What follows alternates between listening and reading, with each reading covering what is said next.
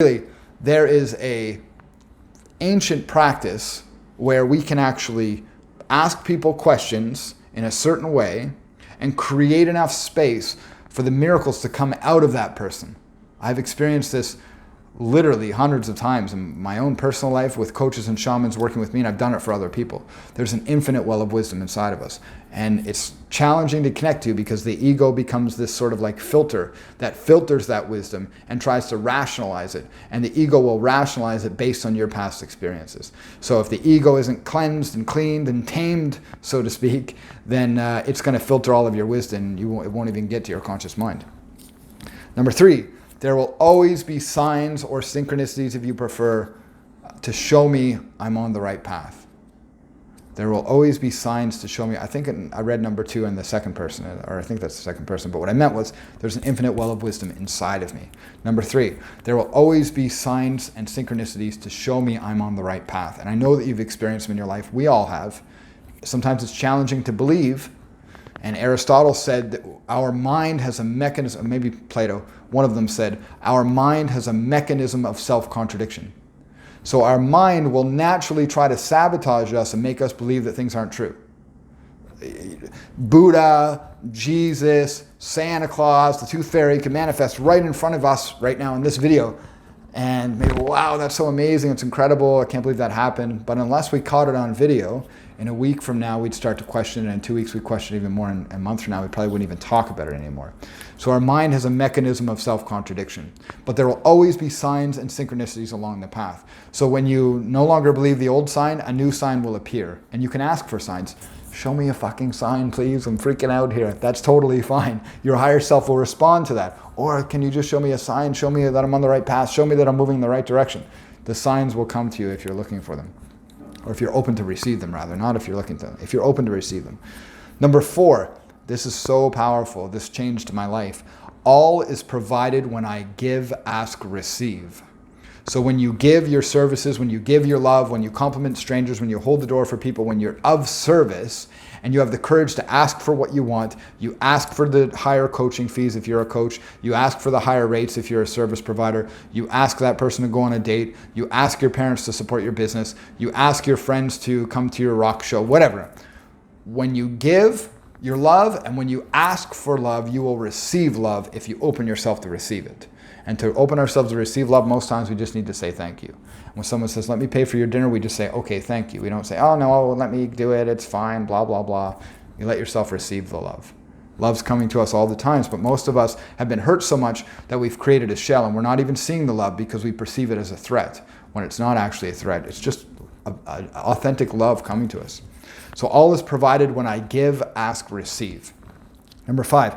My reality will always strive to maintain balance and harmony. So this is important. That's why when you give, you open yourself up to abundance. But when you unlawfully or unwillfully take from others, then it's taken from you. Our reality will always maintain balance and harmony. It's always going to strive to maintain balance. This is the cause and effect in Hermetics, or the Kybalion, or karma, if you wish. Although karma is something that can be passed on through different incarnations, and I'll talk about that a little bit later. I don't necessarily believe in the concept of past lives. In my theory, past lives are not in the past because there's only one moment, there's only right now, so then therefore a past life could be a simultaneous life. And so when we connect to our past lives and experiences like regressions or ceremonies, what we're really doing is connecting to a potential simultaneous life that has information for us that can help us understand the current life. And the past life karma that we're told that we bring into this life, I don't think is really karma, but genetic or maybe DNA information that comes from our ancestry that we're trying to heal. So the trauma, the pain, the abuse that we're trying to heal. I was abused in very similar ways that my parents were abused by similar people in the family even. It's almost like it was passed on through their imagination into me as if I'm sort of repaying their karma. I believe that karma is passed on generationally through our ancestry, not from other lives from other dimensions or other times, because there's only this moment. There's only right now. There's only the real now moment. That's a hard thing to perceive. And again, you shouldn't believe me. This is just based on my experiences, my perceptions, what I've been receiving. Number 6, I see the beauty in all creation. This is an important one. You know, you see a car crash. when you're done mourning for the potential victims, or when you're done processing the situation, the goal is to see beauty in that. The goal is to be grateful for the people that experienced it, because they're experiencing some divine lesson in their life. They're experiencing some kind of situation that's meant to be, that's part of their life. Everything we experience is a gift in some form or another, even if we don't recognize it in the time. And so just to hold the mindset that everything is beautiful, therefore I can see the beauty in this tragedy, then we're existing from the state of our higher mind. As you might have remembered I'll tell the story again because I'm feeling a little guided to do this. In my path, if you watched it, you might remember an experience I had in my 5th ayahuasca ceremony, where I essentially died, and I thought I died and gone to hell. Everything was totally black. I couldn't see anything, I couldn't hear anything, I couldn't taste anything, smell anything, I couldn't feel anything. I didn't realize I had a body. Ricky Goodall was gone. I wasn't him anymore.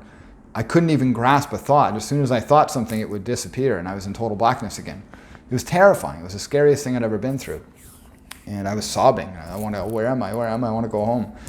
And I got no response. Finally, a female voice says, "What's wrong?" And I said, "What is this? Where am I? I want to go home." The voice says, "What's wrong? What's wrong?" I said, "What is this? I want to go home." And she says, "I thought you wanted to know what it feels like to be God." She said, "I thought you wanted to know what it feels like to be the creator. Don't you know at this level of your consciousness, you're the only thing there is? There's nothing for you to relate to. There's nothing for you to experience. There's no one for you to be in relationship with. There's nothing else. It's just you. You're here forever. You're alone forever." So don't you recognize that this life you've created as Ricky Goodall is the vacation you've given yourself to get away from being all that is, all that ever was, and all that ever will be? So don't you recognize that everyone in your life is a gift you've given yourself to relate to, even the enemies, even the family members that give you the hardest time. That's the gift you've been given to relate to, so you can be distracted from the truth of what you are. Because even your drama distracts you from the truth of being alone forever.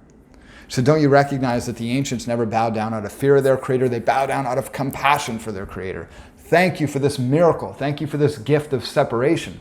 Thank you for this gift of suffering, this gift of growth, and this gift of life. Thank God that I don't have to be alone forever. And she said, don't you recognize that even the starving children in Africa, the ones we think are experiencing suffering against their will, even that is better than an infinite loneliness. So it's a choice to see the beauty in all creation. Number 7, through faith, forgiveness, and focus, mine is the victorious life.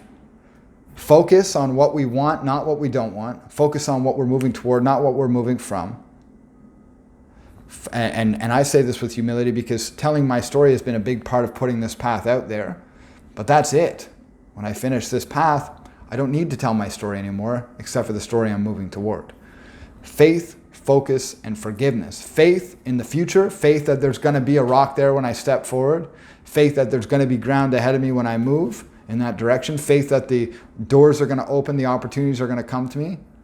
Forgiveness for any struggles I'm experiencing right now. Forgiveness for any challenges. You stub your toe, I forgive the chair. You get a flat tire, I forgive the rock that gave me a flat tire, the nail. If someone breaks up with you, I forgive the person who broke up with me. Get fired from your job, I forgive my job for firing me. Because everything that happens to us is a gift, even if we can't see it in the present moment. So through faith in the future and forgiveness in the past, and a focus on the present moment and where we are deciding to go and who we're deciding to be, ours is the victorious life. And this is ancient wisdom. These 10 rules I'm telling you are not my rules. These are my perception of an ancient system that's older than any written history we have on this planet. It's older than anything that we have here. This ancient esoteric wisdom is the oldest form of wisdom we have. Number 8, I look forward with confidence to the perfect unfolding of my divine purpose. So I look forward knowing that my purpose is going to keep unfolding for me as I keep healing myself, as I keep facing my struggles, and as I keep moving forward. I have total confidence in that. And that's how it works. As long as we keep moving forward, our purpose will unfold, our passions will come to the surface, we'll start living a life of play and happiness and so-called heaven on earth. Number 9, I express my truth honestly, authentically, and transparently. Here's a big one.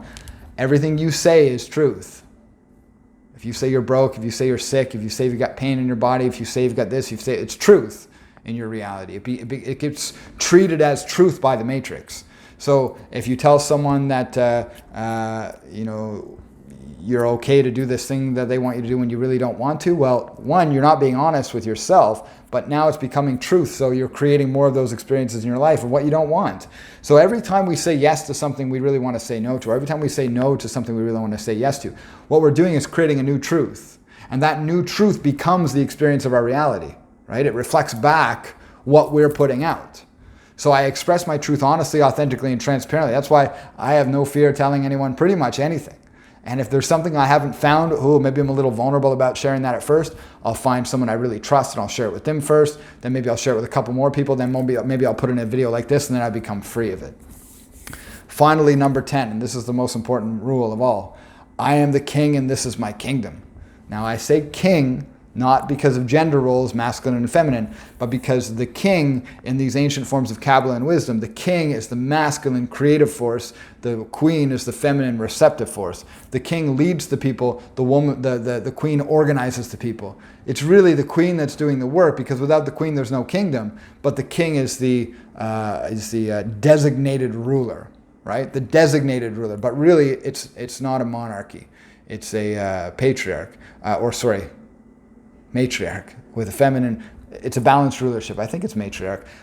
King and queen are both the rulers of this kingdom. Your king and queen, your mother and father, your masculine and feminine energy are the true rulers of your kingdom, and you are the king or the prince or the queen, if you prefer, of your kingdom. You're the creator of it. Your true king and queen are in heaven, or the mother and the father, the above and the below, according to these ancient forms of wisdom.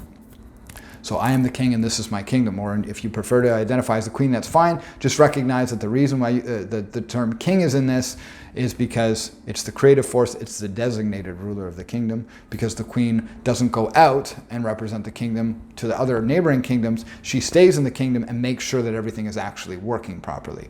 The king goes out and creates new connections. The queen nurtures current connections. They're both equally important. Nobody's more important, but the king is the one who's out creating more land and creating more of the kingdom.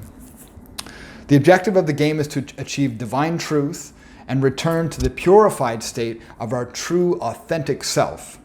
Because this human self is just a fraction of what we are. We are so much bigger and so much more glorious than that. So I'm going to get into the actual concept of the path here. And again, this intro video is just going to touch on it, and then you're going to go through the stages and you're going to go a little deeper. But you could watch these videos 50 times and not understand everything in them, and there's so much I'm not even putting in these videos. I'm going to be creating an esoteric form of this path that's going to be available on your course page. You can see the initiation kit area onto the right of your page. That's going to tell you about how you can start dipping into the esoteric form of this stuff. If you were to get into Freemasonry or Hermetic Order of the Golden Dawn or any of these other esoteric forms of wisdom, you have to first be initiated in them. That's the most important ritual. That represents your activation or your awakening to your truth. That helps you understand this stuff more quickly, way more rapidly. I can read a book on Kabbalistic healing or ancient magic, and don't get me wrong, I'm not absorbing the whole book, but I can absorb the concepts in a very short period of time, speed reading, since my initiation. Not before that, though. It was very challenging before that. Might sound hokey, might sound airy-fairy, might sound like bullshit. Works for me, works for other people, and this is a tradition that's been going on since the beginning of time, probably. King David, King Solomon, Jesus, Buddha. I don't know for sure about Buddha, but pretty sure they've all been anointed. They've all been initiated in some form or another. We know that Jesus was baptized. We know about the baptism ceremony in Catholicism. That's an initiation ceremony as well, except most times it's against the will of the participant, which means it doesn't really give the same effect. So, slow down now because we're getting to the complicated part, if that wasn't complicated enough for you. Our higher self is composed of 5 elemental bodies. So we talked about this a bit in the last video, but those 5 elemental bodies are fire, air, water, earth, and ether. Now the reason that I write them in this particular order is intentional. That's the direction of the path itself. That's the actual process, which you'll learn later. So the fire body represents the spiritual body. This is the energy body. This is our will, our courage, our focus, the direction that we're moving in. Air represents our mental body. This is our beliefs, our thoughts, our neurological patterns, and our constructs about how we see the world, our lenses, our perceptions, and so on. Water is our emotional body. This is our feelings. This is our pain, our pleasure, and just our feeling experience of the world. This is our information experience. This is our feeling experience of the world. And the earth is our physical body, of course. This is the body we can touch, the body we can feel. And then ether is our astral body. Now, ether isn't really a body, so to speak. Astral body is really our truest consciousness.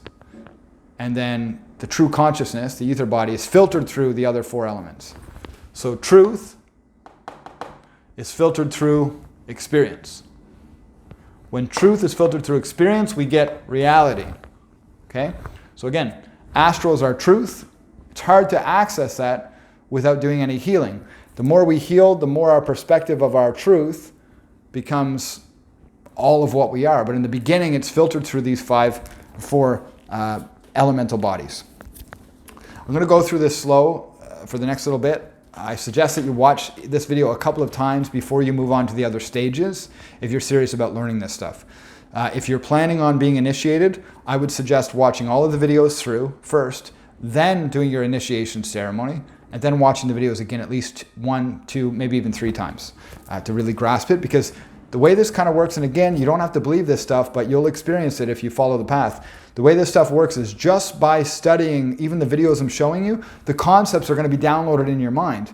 We exist on four planes, and they're based on a similar process of this. We have the top level of our I won't actually get into that. It's a little too complicated. Let me just say this. Our being exists in 4 planes, 4 worlds. So we've got our physical world, and then above that we've got a world of concepts and blueprints. Then above that we have a world of ideas, and then above that we have a world of just abstract information. So the best way I've heard it is if you imagine this spray bottle right now. This exists in the physical world. In the world above it, in the world of the air element, don't look at this diagram, it doesn't fit this particular concept. In the world above it, it's an idea of the spray bottle, the blueprint of the spray bottle. Then the idea above that, we have the idea of spraying. Not even the spray bottle, but just the idea, the action, the verb of spraying. And then above that, we have abstract information. So we all exist on multiple levels. And so the way this kind of works is our truth is at the highest level kind of being filtered through these different bodies until it becomes our reality. When the bodies are cleansed and in harmony with one another, we achieve our higher state, or what I refer to as, non-dogmatically, the Yeshua state. So remember I told you in the last video that the elements are Yod. In Hebrew, they're Yod. They're not in this order, but they're, let me show you on the pentagram. They're Yod for fire, Hay for water, Shin for ether, Vav for air, and Hay again for earth. Yod, Hay, Shin, Vav, Hay, fire, water, ether, air, earth. And then when we heal ourselves, we reach the personification of the 5 elements as individual elements. So personification means we turn into a being of some sort. Yod, He, Shin, Vav, He are 5 individual beings. In the Hebrew system, they're represented by the archangels. In my system, they're represented by different teachers. We have the warrior knight, not my system. The path, it's not my system. We have the warrior knight, the medicine healer, the divine prophet, the wisdom keeper, and the temple priestess. In the Hebrew system, they are Archangel Michael, Archangel Gabriel, Archangel Metatron, Archangel Raphael, and Archangel Ariel. So when the 5 archangels begin to work in harmony with one another, in other words, when you heal your 5 bodies, you become the ultimate angel, or the ultimate self, Yeshua, the higher self. That's the whole system in a nutshell, right there. But it gets much more complicated, of course. So when we heal these 5 bodies, when we heal the spiritual body, the mental body, the emotional body, the physical body, and the astral body, we create a reality that reflects that healing. Now reality, since it doesn't have a consciousness, so your reality out there is a reflection of the consciousness that exists in here. I say out there because my window is that way. It's a reflection of the consciousness that exists inside of you. This is the consciousness that exists inside of you. This symbol represents consciousness, the consciousness outside of you. The world, the universe, that is the expansive, ever-growing, infinite universe that's outside of your perception, because this represents fire, air, water, earth. This represents the four elements combined as the ether element, or combined as one whole concept called God, Creator, Universe, if you will. But really it represents the universe without your conscious observation. Because without a conscious observer, without consciousness, without us, without humans, without self-consciousness, then consciousness can't actually experience itself. So ether then really represents self. Astral body really represents the self body, or the consciousness, or the observer. So what's more important? The pentagram symbol representing the holy child, or the higher self, or the human being? What's more important, that or this symbol which represents God? Well, actually this is more important, because without this, this doesn't get to experience anything. It just is this sort of like mindless computer system, computer operating system that's so advanced, but it doesn't actually have any way of experiencing itself. So that's kind of the sadness of being alone forever. But again, this is all like, it's technology, it's sacred geometry, it's math. It's not really like God isn't really alone forever, experiencing its own loneliness, because it doesn't have a self-consciousness. It creates self-consciousness so that it can experience itself, and by creating self-consciousness, it has now created its own reflection, and therefore it's no longer alone anymore. So the sadness part is really perceived through the ego. So without being alone forever, which is a concept only us humans can understand, God couldn't understand that, then without being alone forever, we couldn't we'd have no experience. But then by creating self-consciousness, we are not alone forever anymore, but now we're finite. Now we think that this body dies and so on. We have the experience of mortality to make this game more experience. We're not really finite. We're not really limited. We're unlimited. We're infinite. But the experience that we're limited makes it more interesting. Okay, so now we're going to get into a little bit about how these bodies create our reality. And again, you shouldn't believe anything I'm saying, but I dare you to prove me wrong, because I've done my homework and it's all there. It's in the ancient systems. Prove me wrong, because then you'll be sure. Then you'll know for sure, and your life will change. Don't just trust what I'm saying and be like, oh, okay, now I get it. You got to go prove me wrong. You got to go prove me right, one or the other, because your insight, your wisdom is going to happen inside of you, not from my words. If we've experienced any level of pain at all that's gone unprocessed, it will store in the elemental bodies and manifest in our reality. Like I said, if it stores here in the microcosm, remember in the last video I called the pentagram the microcosm. That's a brutal pentagram. I'm going to try another one. If it stores in the pentagram, if pain stores in one of the 5 bodies, it projects itself into the hexagram, into reality. Because this is the small to the big. And since the astral body, really the way this works is the astral body and this body are one and the same, and then these bodies are really a reflection of this in the manifested form, or the lower form, or the human form. And I'll just explain something quickly, because I think if this focus keeps going on, hopefully that'll make sense to you. All I say here is astral, if you can't read that. Some people say, well, why is God He? Why is God the Father? And it's actually really simple to understand, to be honest. It's a very simple Kabbalistic term. In Kabbalah, in the ancient form of wisdom, they use the tree of life to explain God's relationship to human beings as an expression of the human being. So God is the human.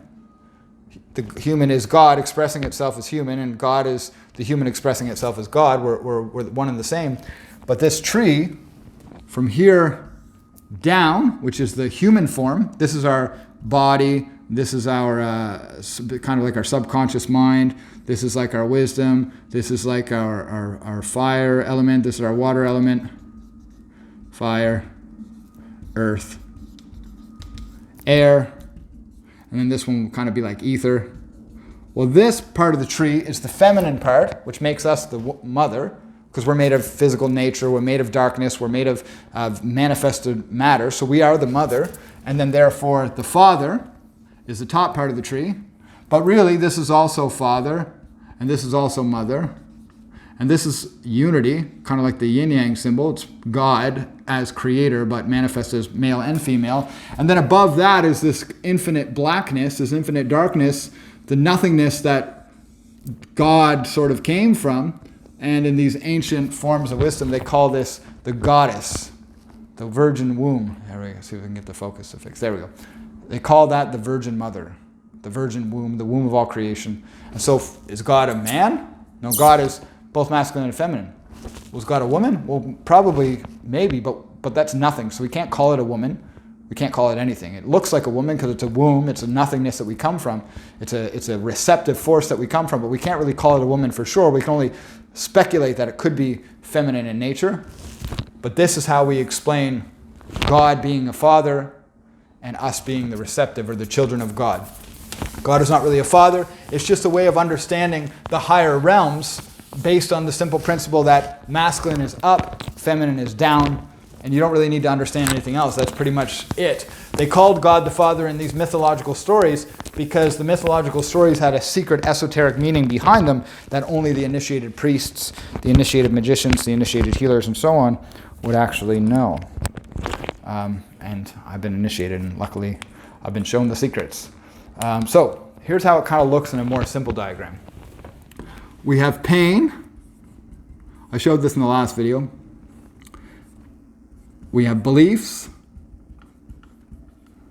We have thoughts. Actually, I'm going to do this. I need the room. So we have pain. We have beliefs. We have thoughts. We have words, habits, and behavior. And then we have our reality reflecting back all of this. And that is scary, man. That is scary for a lot of reasons. I mean, first of all, it's scary because 75% of these beliefs came from your parents, your grandparents, and all of the people that you spent time around the first 12 years of your life. 75% of your core beliefs were formed during that time of your life. Between 40 to 95% of your words, habits, behavior, and your thoughts come from the 75% of your core beliefs that you formed in the first 12 years of your lives. So in other words, most of the way you talk, most of the way you behave, most of the way you think, and most of what you believe is what your parents and your grandparents and the people around you as a child believed. And it's really that simple to understand. I know it sounds complicated, but it's really that simple. If we don't change this, and we don't heal this, we live this. And this, for me, maybe it's okay for you. It is for some people. That's their purpose. Their purpose isn't to live an extravagant life or to live a life of risk or a life of excitement or what have you. For some people, their life is living in a monastery. For some people, their life is raising their children, and that's it. That's fine. Some people, their life is just existing. That's fine. The Creator doesn't